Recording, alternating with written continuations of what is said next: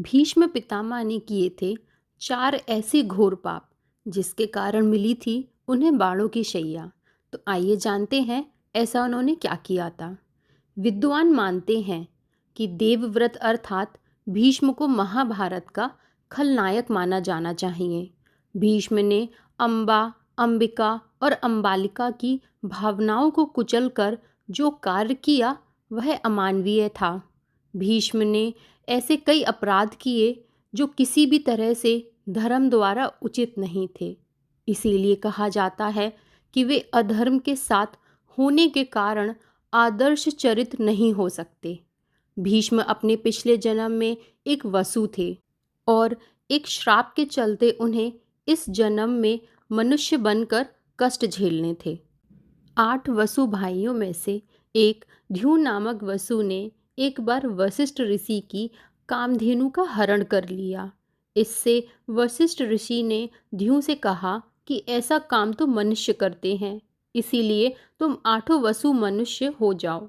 यह सुनकर वसुओं ने घबराकर वशिष्ठ जी की प्रार्थना की तो उन्होंने कहा कि अन्य वसु तो वर्ष का अंत होने पर मेरे श्राप से छुटकारा पा जाएंगे, लेकिन इस ध्युव को अपनी करनी का फल भोगने के लिए एक जन्म तक मनुष्य बनकर पीड़ा भोगना होगी।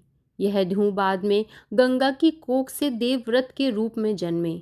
यही देवव्रत आगे चलकर पितामह भीष्म कहलाए। शांतनु सत्यवती के रूप और सौंदर्य से मुग्ध होकर उससे प्यार करने लगे थे और वे उससे विवाह करना चाहते थे, लेकिन सत्यवती ने उनके समक्ष ऐसी शर्त रख दी जिसे कि वे पूरी नहीं कर सकते थे। इसके कारण वे दुखी और उदास रहते थे। जब भीष्म को इसका कारण पता चला तो उन्होंने सत्यवती की शर्त मानकर अपने पिता शांतनु का विवाह सत्यवती से करवा दिया था। सत्यवती के कारण ही भीष्म को आजीवन ब्रह्मचर्य रहने की कसम खानी पड़ी थी। कसम खाने के बाद उन्होंने हस्तिनापुर की गद्दी पर कुरु वंश का शासन बरकरार रखने के लिए कई तरह के अपराध किए थे। पहला अपराध, सत्यवती के कहने पर ही भीष्म ने काशी नरेश की 3 पुत्रियों अम्बा, अंबालिका और अंबिका का अपहरण किया था। बाद में अम्बा को छोड़कर सत्यवती के पुत्र विचित्रवीर से अंबालिका और अंबिका का विवाह कर दिया था। दूसरा श्राप, गांधारी और उनके पिता सुबल की इच्छा के विरुद्ध भीष्म ने धृतराष्ट्र का विवाह गांधारी से करवाया था। माना जाता है कि इसीलिए गांधारी ने भी अपनी आंखों पर पट्टी बांध ली थी। आखिर अंत में गांधारी को देव अग्नि में जलकर खुद के प्राणों का अंत करना पड़ा था।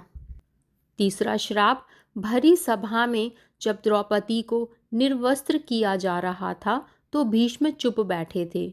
भीष्म ने जानते बूझते दुर्योधन और शकुनी के अनैतिक और छलपूर्ण खेल को चलने दिया।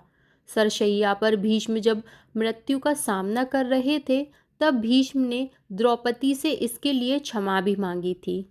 चौथा श्राप, जब कौरवों की सेना जीत रही थी, ऐसे में भीष्म ने अंत वक्त पर पांडवों को अपनी मृत्यु का राज बताकर कौरवों के साथ धोखा किया था।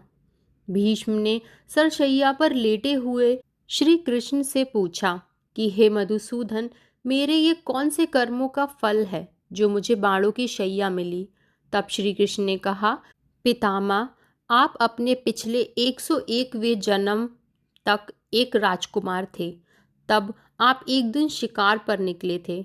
उस वक्त एक करकैटा एक वृक्ष से नीचे गिरकर आपके घोड़े के अग्रभाग पर बैठा था। आपने अपने बाण से उठाकर उसे पीठ के पीछे फेंक दिया। उस समय वह बेरिया के पेड़ पर जाकर गिरा और बेरिया के कांटे उसकी पीठ में धंस गए। करकैटा जितना निकलने की कोशिश करता उतना ही कांटे उसकी पीठ में चुभ जाते और इस प्रकार करकैटा 18 दिन जीवित रहा और यही ईश्वर से प्रार्थना करता रहा, हे युवराज, जिस तरह से मैं तड़प तड़प कर मृत्यु को प्राप्त हो रहा हूँ, ठीक इसी प्रकार तुम भी होना। अपने अगले जन्म में भीष्म द्वारा इतने पाप करने के बाद भी भीष्म को किसी भी तरह से खलनायक नहीं माना जा सकता। क्योंकि भीष्म ने जो भी किया वह हस्तिनापुर के सिंहासन की रक्षा और कुरुवंश को बचाने के लिए किया था। तो फिर महाभारत का सबसे बड़ा खलनायक कौन था? यह जानने के लिए हमारी आगे आने वाली कहानी को अवश्य सुनें। आप लोगों को यह कहानी कैसी लगी कृपया करके कमेंट करके ज़रूर बताएं, और ऐसी ही और भी बहुत सारी अच्छी कहानियों के लिए हमारे चैनल को सब्सक्राइब करें, और वीडियो अच्छा लगा हो तो लाइक और कमेंट ज़रूर करें।